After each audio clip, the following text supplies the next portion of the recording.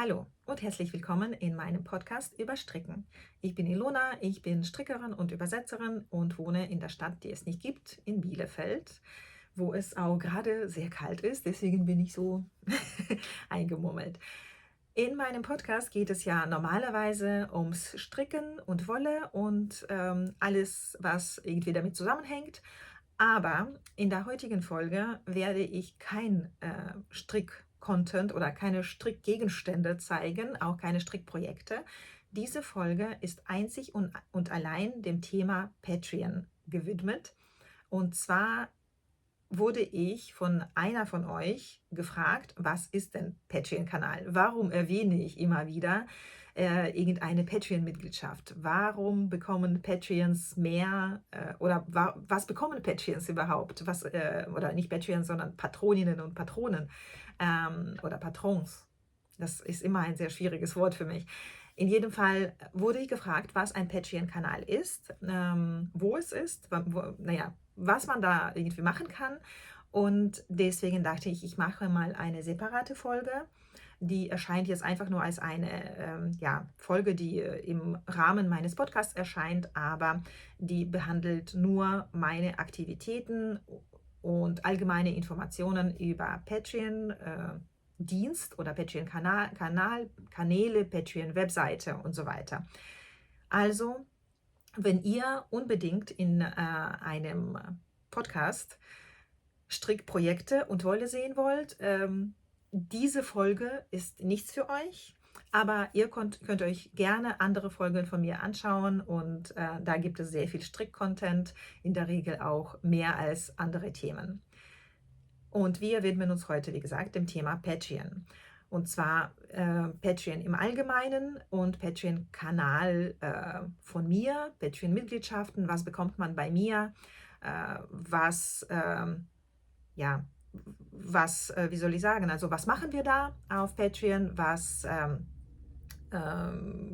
ist der Vorteil oder die Vorteile eigentlich für euch und was ist der Vorteil für mich, diesen Kanal anzubieten. Dazu habe ich ich weiß gar nicht, wie sowas heißt, Screencast, genau, jetzt weiß ich, ich weiß doch, wie sowas heißt. Ich habe ein Screencast aufgenommen für euch und also ihr werdet, ich werde in diesem Video danach, nachdem ich jetzt persönlich zu euch gesprochen habe, werdet ihr mich nicht mehr sehen, sondern ihr werdet meinen Bildschirm sehen, auf dem ich halt alles mit Patreon zeige. Und ihr werdet aber meine Stimme hören, mit der ich erkläre, was ich da eigentlich mache. Ich hoffe, dieses Format ist in Ordnung für euch und ich hoffe, dass eure Fragen in Bezug auf Patreon dadurch beantwortet sein werden. Wenn noch offene Fragen sein sollten oder wenn ihr etwas in dem Video nicht so einordnen könnt oder nicht oder einfach nur Anmerkungen, gerne in den Kommentaren unter diesem Video schreiben, dann ergänze ich, entweder beantworte ich einfach die Kommentare oder ich ergänze Informationen auf irgendeine andere Art und Weise. Ihr könnt mich natürlich auch jederzeit entweder als Patreon-Mitglied über Patreon anschreiben oder über die E-Mail anschreiben und so weiter. Ja, genau, das ist die Ankündigung. Gleich kommt dann der Screencast mit den Ausführungen zu Patreon. Ich hoffe, ihr habt Spaß. Wenn man bei Wikipedia den Begriff Patreon, also Patreon, eingibt, dann kommt man auf diesen Artikel. In diesem Artikel sehen wir Informationen über das Unternehmen, das hinter Patreon steckt und was Patreon eigentlich ist. Wenn ihr also mehr über das Unternehmen und das Geschäftsmodell und so weiter erfahren wollt, könnt ihr gerne auf diese Internetseite gehen. Mir reicht jetzt zum Einstieg eigentlich nur den ersten Abschnitt vorzulesen, beziehungsweise den ersten Absatz vorzulesen. Patreon ist ein US-amerikanischer Social Payment Service Anbieter. Über Patreon können Kreative und Künstler von ihren Abonnenten regelmäßig einen selbstbestimmten Geldbetrag erhalten, welche dafür im Gegenzug oftmals Belohnungen erhalten. Auch bietet die Plattform für Kreative und Künstler verschiedene Möglichkeiten, um mit ihren Abonnenten zu interagieren. Kommentare, Chats, Umfragen etc. Und das ist auch mein Konzept bei Patreon gewesen, dass mir aufgefallen ist bei dem Veröffentlichen von Videos über YouTube, dass die Kommunikation über Kommentare zwar ja, interessant und schön und hilfreich und bereichernd ist, aber dass ich mehr geben möchte, dass ich nicht einfach nur bei YouTube die Einstellungen vornehmen möchte, dass ich ja, irgendwelche kleinen Vorteile bekomme, dadurch, dass zum Beispiel Werbung freigeschaltet wird in meinen oder innerhalb meiner Videos und diese unterbricht, sondern ich wollte, wenn ich Geld bekomme, etwas dafür auch geben, was ihr vielleicht sogar in den Händen haben oder halten könnt. Ja, das war meine Idee bei der Eröffnung meines eigenen Patreon-Kanals. Und wenn man also ja, sich konkret Patreon-Kanäle oder Patreon-Seiten angucken möchte von kreativen Menschen, geht man auf die Internetseite www.patreon.com und je nachdem, welche Einstellungen man sonst bei Browsern hat, ja, zum Beispiel, wenn man vorwiegend in deutscher Sprache recherchiert, dann schaltet Patreon eigentlich automatisch auf Deutsch um, sodass ihr euch da nicht irgendwie zurechtfinden müsst. Das ist die Homepage von Patreon. Diese gilt sowohl für die Anbieter, also für die kreativen Künstler, die eine eigene Patreon-Seite erstellen wollen, aber diese gilt auch für Abonnenten, die ja, die Dienste eines Künstlers abonnieren wollen und Mitglied auf einem Patreon-Kanal werden wollen. Über diese Seite kann man sich sowohl anmelden als auch nach Kreativen suchen. Ja, also eine kreative Person kann man hier suchen, wenn sie eine Internetseite bei Patreon hat. Und wenn man bereits einen Account hat, dann meldet man sich hier an. Wenn man jemanden nur suchen möchte, muss man sich erstmal nicht anmelden. Wir gehen also hier rein und suchen zum Beispiel nach mir. Ich bin ja, in der kreativen Welt unter dem Namen Navamante bekannt, sage ich mal. Dieser Name steht bei mir auch unter den YouTube-Videos. Und wenn man ja anfängt, diesen Namen einzugeben, findet man mich normalerweise auch schon. Dann geht man auf die Seite und ja, man landet halt auf dieser Internetseite. Das ist mein Patreon-Kanal. Hier kann man verschiedene Arten von Mitgliedschaften sehen und diese gucken wir uns jetzt kurz an. Man kann meinem Kanal kostenlos beitreten.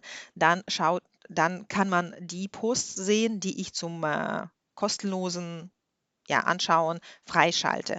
Bei jedem Post, den ich in meinem Patreon-Kanal veröffentlichen möchte, kann ich angeben, für welche Mitgliedschafts- oder für welches Mitgliedschaftslevel dieser Post gedacht ist, ob die Kommentare möglich sind und ob man diesen Post öffentlich sehen kann, also ohne jegliche Mitgliedschaft beziehungsweise mit einer kostenlosen Mitgliedschaft.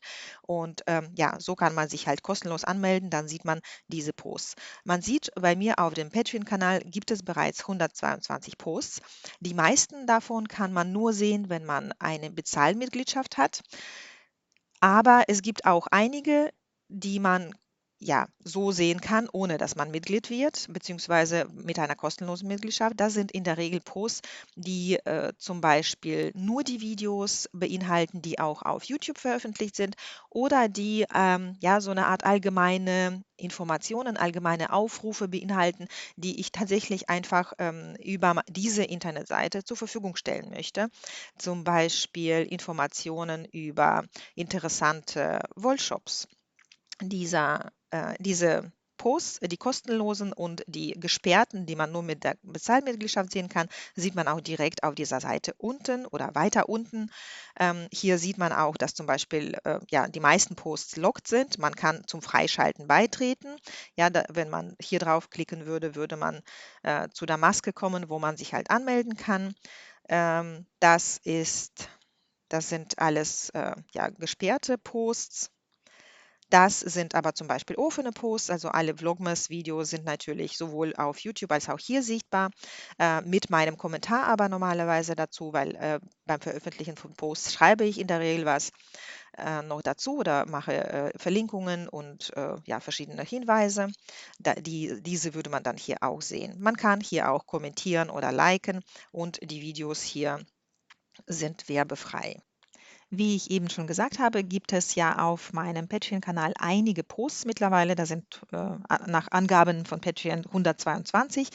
Und damit man nicht überflutet wird von der Informationswelle, die auf einen einströmt, sozusagen, wenn man gerade frisch beigetreten ist, kann man sich das Leben auch einfacher machen, indem man auf Kollektionen geht.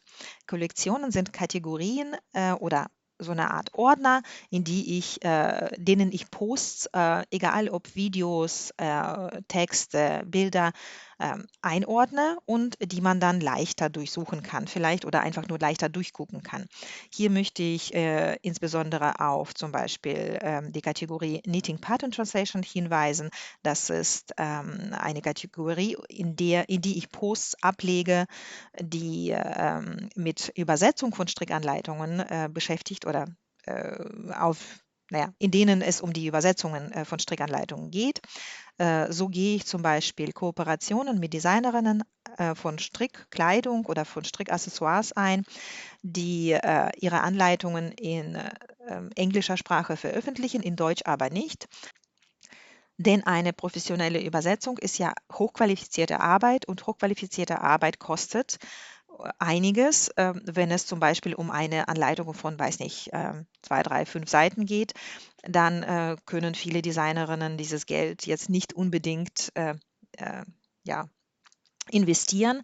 Ich biete aber den Designerinnen bestimmte Konditionen an, die für sie interessant sind. Und auf diese Weise haben wir uns zum Beispiel mit Judy Jewell, das ist die Designerin von diesem wunderschönen Rock, darauf geeinigt, dass sie von mir eine Übersetzung die deutsche Übersetzung ihrer Anleitungen bekommt. Sie darf diese Übersetzungen bei sich in ihrem Ravelry Store veröffentlichen. Ihre Strickanleitungen gibt es also nicht alle, aber ein paar von ihren Strickanleitungen gibt es bereits in Englisch und in Deutsch in meiner Übersetzung.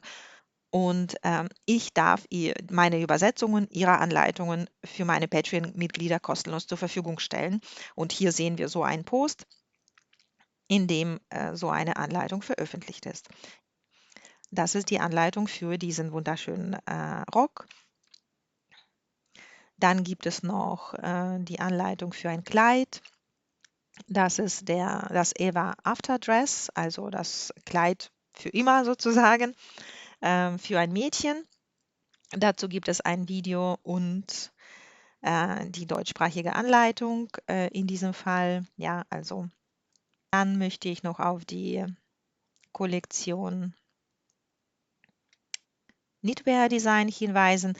Dort findet man Posts, die mit meinen Strickanleitungen oder meinem Strickdesign zu tun haben, zum Beispiel auch mal Teststricks oder einfach Informationen, die meine Strickdesigns betreffen oder auch meine Anleitungen. Ich blättere mal weiter nach unten, wo die letzte Anleitung veröffentlicht wurde.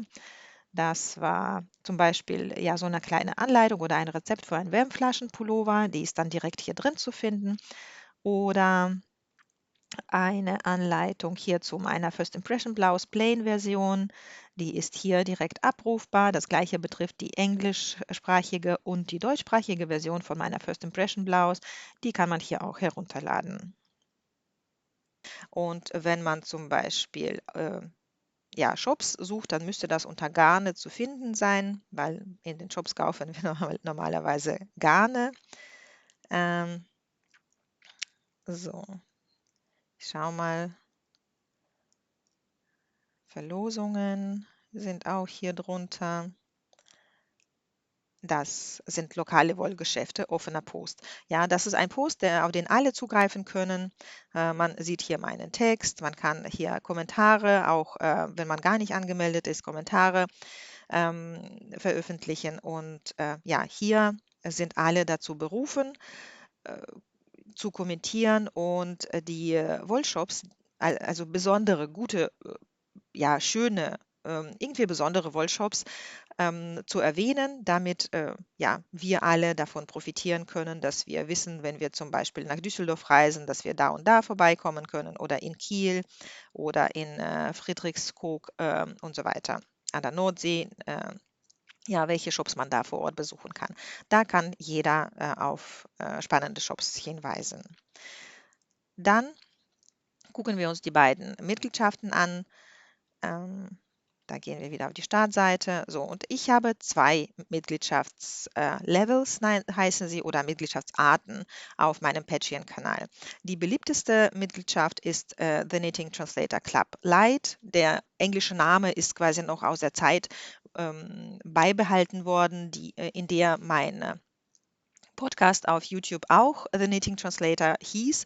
Jetzt heißt nur mein Account The Knitting Translator und der Podcast, da ich ihn ja in deutscher Sprache abhalte, heißt Überstricken. Und ja, der Name kommt also daher. Und Light bedeutet einfach nur also die leichtere Variante und ohne Light ist quasi die umfangreichere Variante für eine Mitgliedschaft. Und bei diese Mitgliedschaft ja, erfreut sich, wie gesagt, einer höheren Beliebtheit. Hier gibt es schon einige Teilnehmerinnen drin. Die Mitgliedschaft kostet monatlich zuzüglich Mehrwertsteuer 6 Dollar bzw. 4,99 Euro. Warum das ja wie soll ich sagen, ähm, wenn man noch nicht angemeldet ist, dann wird der Preis in Dollar angezeigt. Wenn man aber direkt zahlen muss oder sich anmeldet zu dieser Mitgliedschaft, wird der Preis in Euro angezeigt. Das weiß ich nicht. Aber der Preis verändert sich nicht. Falls der Preis sich verändern sollte, bekommt man eine Benachrichtigung, bevor man ja, in einen anderen Preis mit reingezogen werden würde. Man kann bei beiden Mitgliedschaften auch eine kostenlose Testmitgliedschaft eingehen, die für 7 Tage ja, andauert und dann kann man sich 7 Tage lang anschauen, was so auf meinem Kanal passiert. Bei dieser Mitgliedschaft bekommt man Verschiedenes von mir. Ich lese mal kurz vor. The Knitting Translator Club Lite ist eine Art Erweiterung zu meinem YouTube-Podcast über Stricken entstanden. Ich biete hier einen virtuellen Raum, eine kleine Online-Community, einen Club oder Strickstammtisch für Strickerinnen, in dem wir uns zu verschiedenen Strick- und Faserthemen austauschen können. Als Gastgeberin kümmere ich mich darum, dass ihr etwas Unterhaltsames und etwas Nützliches mitnehmen könnt. Und zwar sind das folgende Vorteile, die ihr habt, wenn ihr für diesen Preis diesem Kanal beitretet. Das sind alle Folgen des Podcasts werbefrei. Das ist aber auch extra Videomaterial, zum Beispiel meine aktuellen strickbezogenen Ideen und Projekte. Darunter sind auch Designprojekte oder einfach nur besondere interessante Sachen. Ich zeige auch schon mal und schreibe direkt in den Post eine kleine Anleitung rein, die dann überhaupt nicht veröffentlicht wird. Zum Beispiel habe ich im Winter 2023 jetzt zwei eine. Zuerst einen Wärmflaschenbezug oder wie ich genannt habe, einen Wärmflaschenpullover gestrickt und die Anleitung dazu habe ich einfach in den Post reingeschrieben, und nicht veröffentlicht. Es gibt unglaublich viele kostenlose Anleitungen für Wärmflaschenbezüge. Da habe ich mich überhaupt nicht drum gekümmert, sondern einfach nur für diejenigen, die genauso einen Wärmflaschenbezug nachstricken wollen. Das das dann ja, gemacht. Dann bekommt man meine aktuellen Strickanleitungen. Aktuell bedeutet in diesem Fall, dass wenn man sich zum Beispiel heute anmeldet, bekommt man die Anleitungen der letzten paar Monate und ja, alle Anleitungen, die danach noch kommen.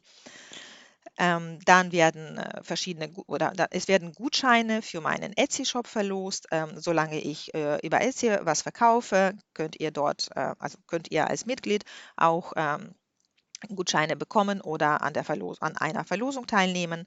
Dann verlose ich auch regelmäßig, das wisst ihr, wenn ihr Abonnenten meines YouTube-Podcasts seid, verlose ich regelmäßig Garne und Strickliteratur.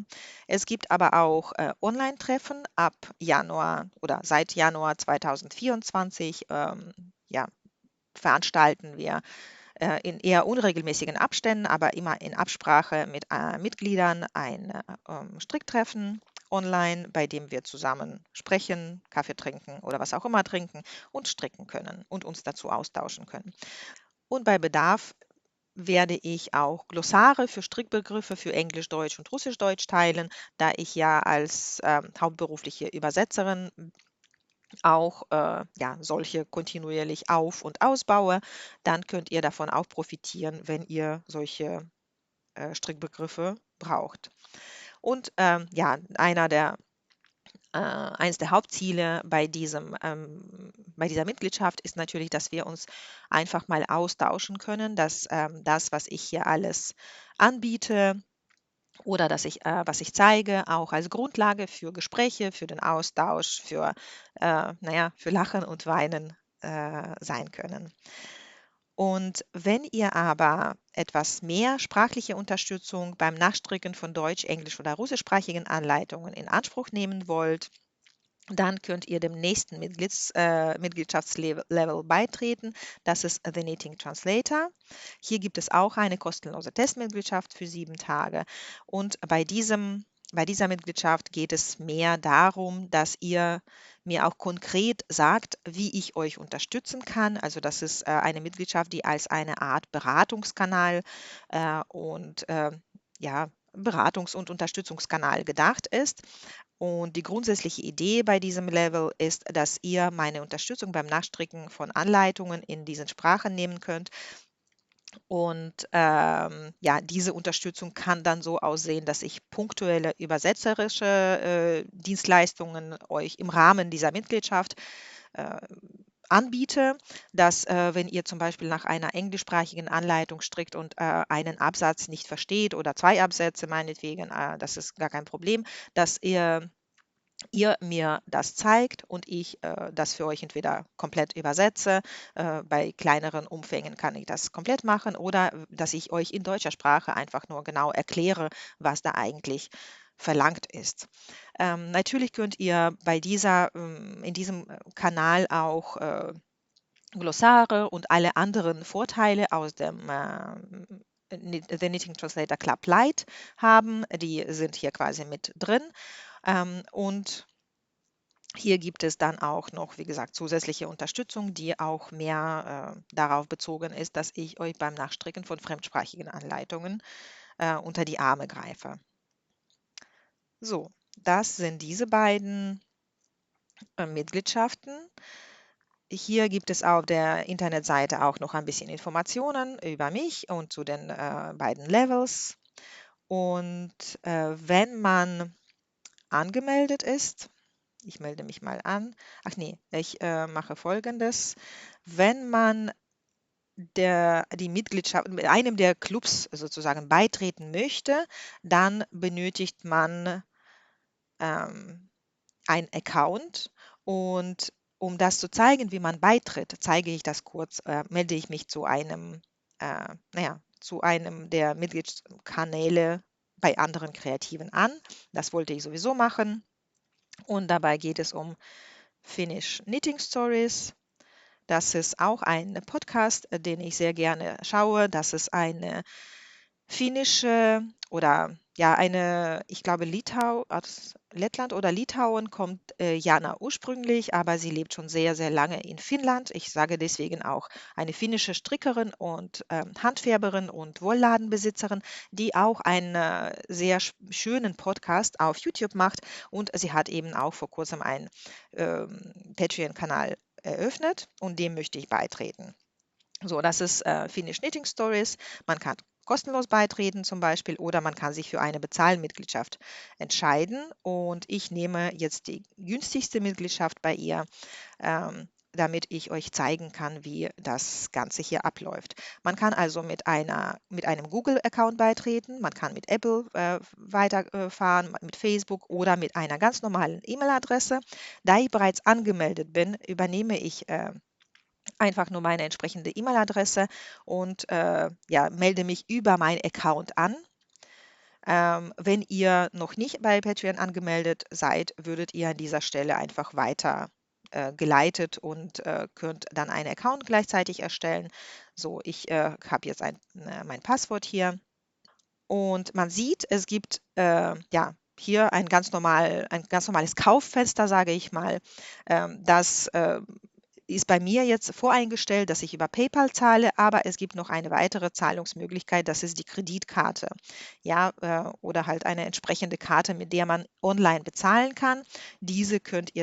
Also diese Option kann man auch wählen, aber wir sehen schon, es gibt zwei Möglichkeiten für diese Mitgliedschaft zu zahlen, entweder eine Kreditkarte oder eine online-fähige Zahlkarte, sage ich mal, oder ein PayPal-Account. Ja, ich habe mich für PayPal entschieden und das behalte ich so und dann sieht man auch, welchen Betrag man bekommt oder nicht bekommt, sondern welchen Betrag man zahlen muss monatlich.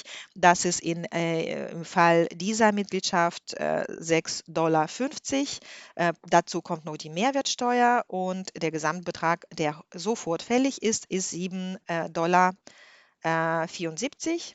Und hier stehen noch in klein die Konditionen. Ich versuche sie mal zu vergrößern, genau, damit ihr das auch mitschauen könnt. Man kann das mit Steuerung Plus nämlich größer anzeigen lassen, wenn man das Kleingedruckte ja, lesen möchte. Und das ist, glaube ich, somit das Wichtigste bei diesen Abonnentenmodellen, dass man weiß, wie lange sie laufen, wie die Konditionen sind, wenn man doch kündigen möchte, wenn man das nicht bekommen hat, was man eigentlich gerne gehabt hätte. Ich lese das einfach mal vor. Du bezahlst monatlich 7,74 $, also 74 am 10. Ja, also hier ist zwischendurch doch ein bisschen Englisch, hat sich ein bisschen Englisch eingeschlichen. Das heißt, am 10. jedes Monats bezahle ich diesen Betrag, beziehungsweise er wird automatisch abgebucht. Wenn du auf Jetzt abonnieren klickst, stimmst du den Nutzungsbedingungen. Die sind hier verlinkt, man kann da drauf gehen und sie durchlesen. Das machen wir jetzt aber an dieser Stelle nicht. Das solltet ihr aber machen, wenn ihr ja, ganz genau wissen wollt, was eigentlich passiert.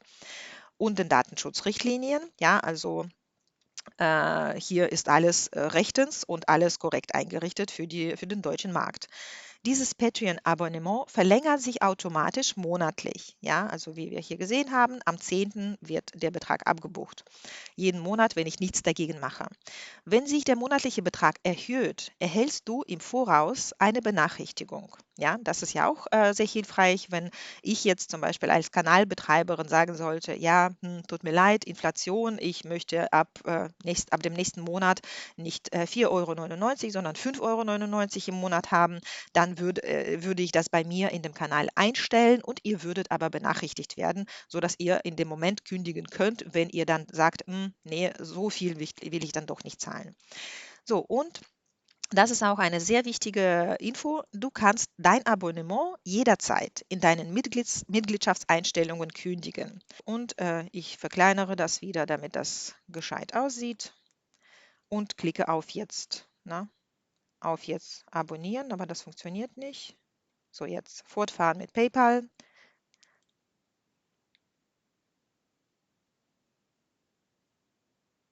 So, hier muss ich meine Versandadresse eingeben. Deutschland. So, Mitgliedschaft bestätigt und jetzt kann ich starten.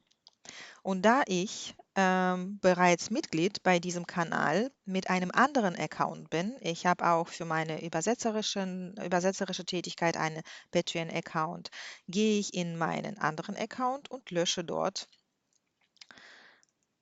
beziehungsweise kündige dort diese Mitgliedschaft. So, ich melde mich dort an. Das ist mit dem anderen Account. Und das kann ich euch also an dieser Stelle auch zeigen. Also man sieht hier, ich habe hier zwei Mitgliedschaften. Das ist einmal Öner och Er. Das ist ja die Nutiden-Anbieter. Hier bin ich Mitglied und die Mitgliedschaft behalte ich unter diesem Account auch, solange ich Nutiden noch haben möchte. Aber die Mitgliedschaft von Finnish Knitting Stories kündige ich unter diesem Account, weil ich ja eben die Mitgliedschaft abonniert habe unter meinem Strick-Account. So, um eine Mitgliedschaft zu kündigen, muss man auf Einstellungen gehen, auf Mitgliedschaften. Hier sieht man meine Mitgliedschaften und dann gehe ich hier drauf und kündige Mitgliedschaft. Ja, man sieht hier auch in Euro, was ich eigentlich monatlich zahle. An dieser Stelle kündige ich meine Mitgliedschaft. Ähm, Hier steht auch, ja, zu wann gekündigt wird. Wenn du kündigst, hast du nach dem 18. Januar keinen Zugriff mehr auf Benefits von Finnish Knitting Stories, einschließlich Patreon-only Posts und Messages, Join our Creative und so weiter. Ja, also das ist in Ordnung, weil ich ja sowieso die Mitgliedschaft bereits habe. Also kündige ich hier. Ich brauche an dieser Stelle auch keine kostenlose Mitgliedschaft, weil ich, ja, wie wir gesehen haben, eine ganz normale Mitgliedschaft habe. Und wenn man kündigt, wird man gefragt, warum man kündigt. Ähm, Das kann ich mir jetzt nochmal genau angucken.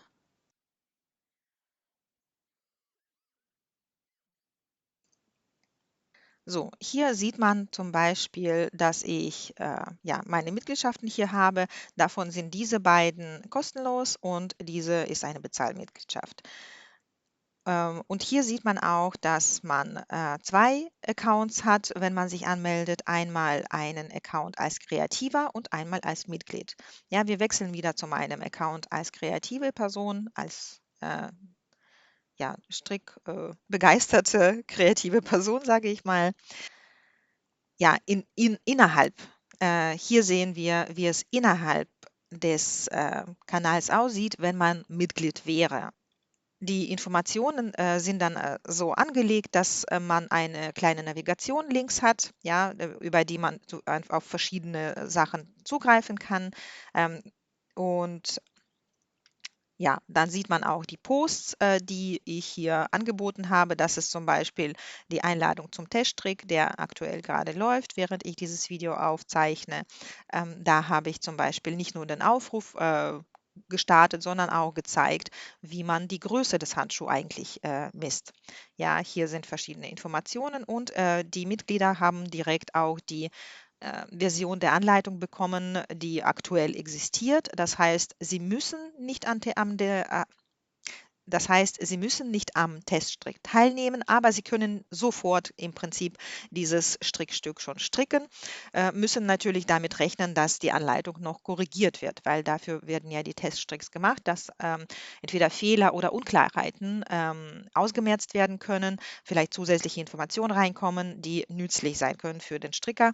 Deswegen empfehle ich normalerweise nicht direkt zu stricken, sondern halt abzuwarten, bis die Anleitung finalisiert ist und zumindest getestet worden ist. So, hier sieht man auch, wenn Mitglieder kommentieren, dann sieht man die Kommentare und kann sich an den Kommentaren beteiligen. Man sieht natürlich alle Folgen meines Podcasts mit weiteren Informationen, mit irgendwelchen Anhängen, die vielleicht sinnvoll sein könnten. Und man kann sich dazu austauschen. Ja, also all die Sachen, die auf YouTube auch nicht unbedingt geteilt wurden. Man sieht auch oder man kann auch wieder zurückgehen zu den Kollektionen und dann, wenn man nur daran interessiert ist, jetzt in diesem Moment nicht Videos zu schauen, sondern meine Anleitungen sich anzuschauen oder herunterzuladen, dann geht man auf Knitwear Design, das ist halt Strickdesign und da kann man sich die Posts anschauen, in denen ich über Strickdesign gesprochen habe, aber da gibt es halt auch, wir gehen mal so, zum Beispiel eine Anleitung oder ein Rezept für einen Wärmflaschenpullover, wie ich vorhin erwähnt habe. Ja, hier ist das direkt nicht in einer extra Datei, sondern direkt in den Post reingeschrieben. Dann gibt es hier verschiedene weitere Informationen. Hier war mein Design, das noch nicht veröffentlicht ist und die Anleitung steht auch noch nicht oder ist noch nicht fertig, aber auf jeden Fall gibt es hier schon die Informationen sehr ausführlich zu diesem neuen Design und so weiter. Ja, und so auf diese Weise bekommt man dann zahlreiche Informationen. Ja, was noch? Wenn man Mitglied ist, ich wechsle mal wieder zu einem Mitgliedskanal, sieht man verschiedene ja, Sachen sozusagen.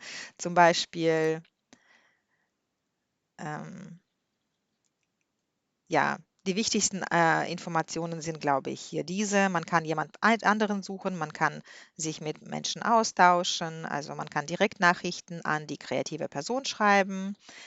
Man kann in Einstellungen Sachen vornehmen, also in Einstellungen verschiedene Optionen auswählen und so weiter.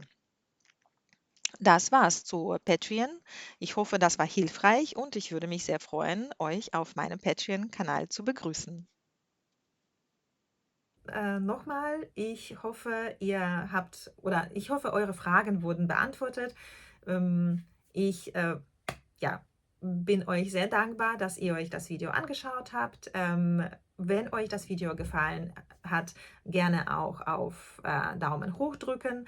Wenn euch das Video nicht gefallen hat, gerne kommentieren. Nicht unbedingt Daumen unten nach unten zeigen oder drücken, aber wenn es so ist, dann ist dem so. Ich hoffe aber, dass ihr was Nützliches aus diesem Video rausziehen konntet und ja, jetzt eine klare Meinung und Position zu Patreon habt und vielleicht sehen wir uns auf Patreon wieder.